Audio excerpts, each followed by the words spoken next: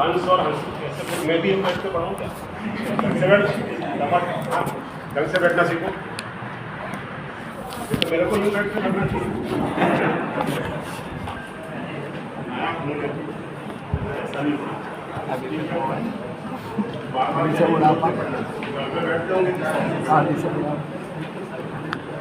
तो हंस और हंसीनी वहाँ से गुजर रहे थे। ये को लास्ट में जान है कि नहीं? ये जो कथा सुना रहा हूँ ना, ये सब पर लागू होगी, इसमें मैं उसको थोड़ा सा तो हंस और हंसीनी वहाँ से गुजर रहे थे, तो थोड़ा सा अंधेरा हो गया। तो हंस हंसीनी का जो जोड़ा था, उन्होंने सोचा कि रात्रि विश्राम यही था उस बरगद के पेड़ पर। तो रात्रि विश्राम के लिए उस बरगद पर लैंडिंग हुआ और वहाँ उतरे। और उतरने के बाद में जैसे उतरे तो सभी उल्लू बोले कि नहीं नहीं भैया तुम कौन हो? और उन्होंने कहा कि हम रात्रि विश्राम करना चाहते हैं। तो बोले नहीं, हमारे राजा से पूछना। तो उल्लुओं ने राजा को सूचना दी, उल्लुओं के राजा को। तो बोले ऐसा ऐसा एक जोड़ा आया परमिट रुकने के लिए, उनको स्वीकृति मिल गई। सुबह जब वहाँ से जाने लगे तो हंस ने कहा, जैसे मेहमान आते हैं, अच्छा बाय सी यू सब होते हैं, तो उन्होंने कहा अच्छा बाय बाय।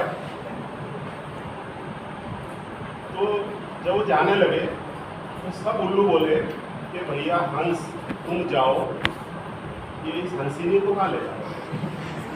तो वो हंस तो सब एकदम उसमें पड़ गया। उसने भाई समझाने की कोशिश की कि मैं और दोनों हम साथ में आए थे, पति पत्नी हैं और साथ में जा रहे हैं। बोले नहीं नहीं, ये तो हमारे राजा की रानी है।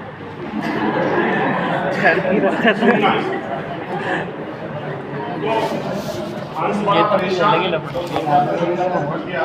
बोले नहीं, पहले राजा से पूछ लेते। राजा से जाके पूछा तो राजा ने कहा ये तो मेरी पत्नी है। वो तो हंस को और हो गया। अब क्या हुआ कि हंस बड़े दुखी मन से वहाँ से जाने लगा। थोड़ा दूर गया, उस राजा ने कहा कि उस हंस को वापस बुलाए। तो वापस उसको हंस को बुलाने लगे। 1 मिनट हंस वापस मिला है। तो राजा ने कहा कि देखो है तो मेरी पत्नी, लेकिन तुम कह रहे हो तो गांव वालों को बुला लेते।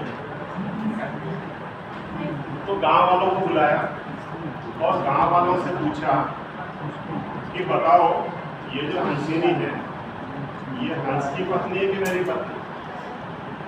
तो गांव वालों ने तो एक स्वर से बोला कि तो तुम्हारी पत्नी है। किसको बोला? उल्लुओं के राजा। तो हंस को फिर कहा कि सुन लिया ना, अब तो निर्णय पंच निर्णय हो गया,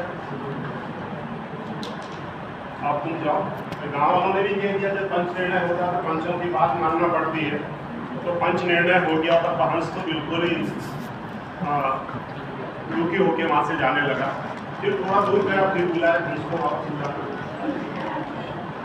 तो फिर वापस बुलाया और बुलाने के बाद में उस उल्लुओं के राजा ने कहा भैया तुम जाओ, लेकिन जाते जाते एक प्रश्न का जवाब दे दो। बोले पूछो। बोले ये जो गांव वाले हैं ये हमसे दुखी है कि अपने कर्मों से दुखी? तो हंस तो दूध का दूध और पानी का पानी करने वाला न्याय प्रिय पक्षी मालूम होना चाहिए। उसने कहा कि अपने कर्मों से दुखी। क्या बोला उसने? हंस ने अपने कर्मों से दुखी है। बोले ये तुम्हारी पत्नी लेके और तुम्हारे मुंह से सुनना चाहता, तुम्हारे ये गांव के लोग अपने कभी आपको मैं समझ में नहीं आया। मैं आपसे प्रश्न करूंगा कि आप मेरे से दुखी हो कि अपने?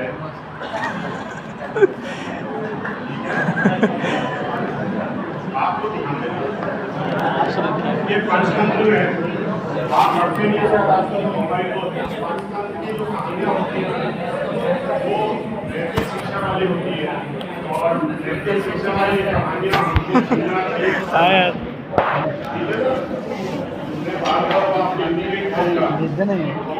क्या व्हाट्सएप वीडियो? हाँ